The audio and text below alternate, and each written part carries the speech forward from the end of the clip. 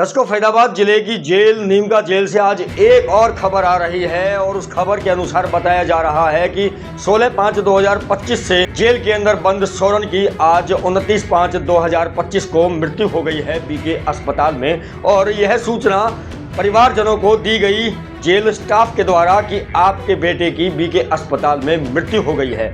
किसी के भी नाम पर कोई भी मुकदमा दर्ज करो, उसे जेल में डाल दो और उसके बाद उसके परिवारजनों को फोन कर दो कि आपका बेटा, आपका भाई मर गया है, आइए और उसकी डेड बॉडी ले जाइए। पुलिस के लिए कहना बड़ा आसान है, पर किसी परिवार का जब दीपक घुसता है तो उनके दिल पर क्या गुजरती है। एक वो आपने मामला तो सुना ही होगा जो कि जुलाई 2024 का है, जिसके अंदर बताया जा रहा था कि बल्लभगढ़ के अंदर 12,500 लीटर डीजल की गड़बड़ी हो गई है। करीब 11 से 12 लाख रुपए का डीजल चुरा लिया गया है और जिन लोगों के ऊपर जीएम ने आरोप लगाए उन लोगों से ही संबंधित है ये पूरी खबर। 4 जुलाई 2024 को आरोपी सोरन के परिजनों के पास general manager Ballabhgarh bus stand का फोन जाता है और कहा जाता है कि आपके बेटे ने 2 ड्राइवरों के साथ मिलकर इस बस स्टैंड के अंदर करीब 12,580 लीटर डीजल का घोटाला कर दिया है। मैं इसके ऊपर एफआईआर भी दर्ज करवाऊंगा और उसे नौकरी से भी बर्खास्त करवाऊंगा। अगर आप इस विषय में कुछ कहना चाहते हैं तो आप मुझसे आकर मिलिए। परिवारजनों के रूप में उसके पिता किशन पाल पहुंचते हैं general manager Ballabhgarh bus stand के पास और जब उन्होंने कहा कि मुझे यह यकीन नहीं होता कि मेरे बेटे ने किसी प्रकार की धांधली की होगी, पर फिर भी आप मुझे 3 दिन का समय दीजिए, मैं अपने बेटे से पूछता हूं कि हकीकत है क्या। 3 दिन का समय लेकर किशन पाल वापिस आ जाता है और 3 दिन बाद जब दोबारा किशन पाल जाता है कि बेशक से मेरे बेटे ने सफाई दी है कि उसने किसी भी प्रकार का कोई डीजल घोटाला नहीं किया और इस डीजल से उसका कोई लेना देना भी नहीं था, पर फिर भी मैं अपने बेटे की नौकरी को बचाने के लिए आपका जो भी नुकसान हुआ है 11 लाख रुपए का, वो सरकारी खाते में जमा करवाने के लिए तैयार हूं। 11 लाख रुपए general manager Ballabhgarh bus stand को दिए और उसके बाद वो 11 लाख रुपए रविंद्र नागर और सुनील शर्मा ने बस स्टैंड के कैशियर को जमा करवा दिए।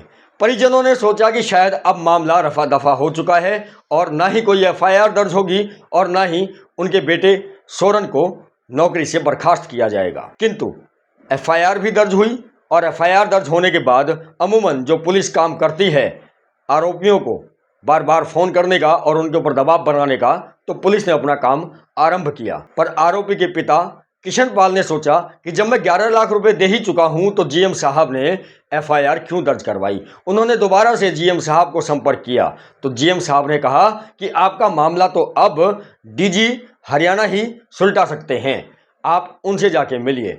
परिवारजन चंडीगढ़ पहुंचे और डीजी परिवहन विभाग हरियाणा से मिले।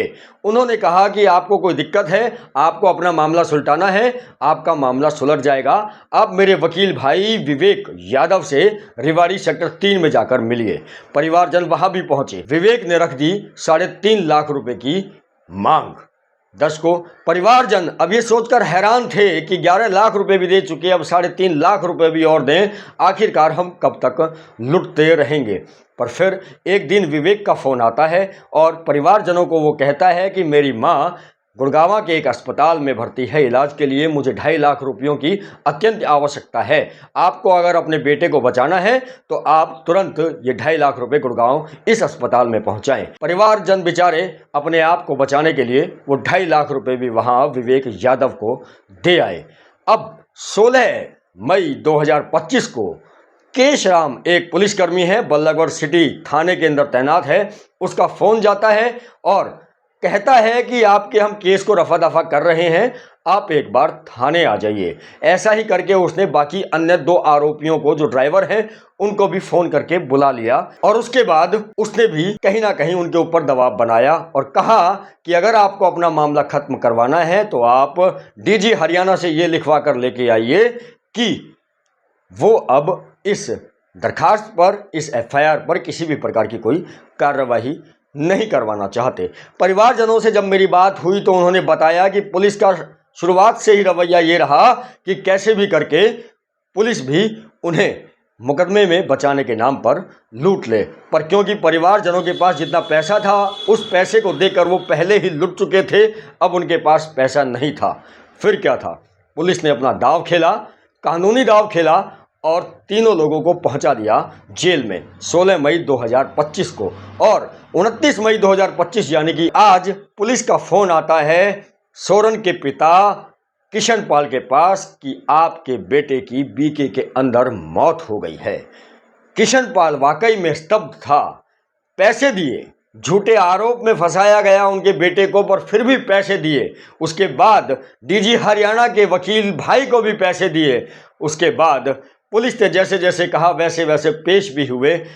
जेल भी मेरा बेटा गया, पर मेरे बेटे को मार दिया गया संदिग्ध परिस्थितियों में, या मेरा बेटा मर गया, ये एक जांच का विषय है।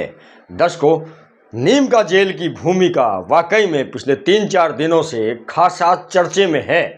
कहीं तो ये जमानत पर छोड़ना किसी और को होता है, छोड़ किसी और को देते हैं। कहीं तो ये दो दलों के बीच में हो रहे झगड़े को रोक नहीं पाते हैं। और आज का ये वाकया तो एक व्यक्ति की मौत से जुड़ा हुआ है, जिसे देखकर साफ तौर पर कहा जा सकता है कि नीम का जेल सुरक्षित नहीं है। दर्शकों, दोबारा मिलूंगा अन्य किसी खास अपडेट के साथ। आप जुड़े हुए थे SS राठौर से ATN न्यूज़ के माध्यम से।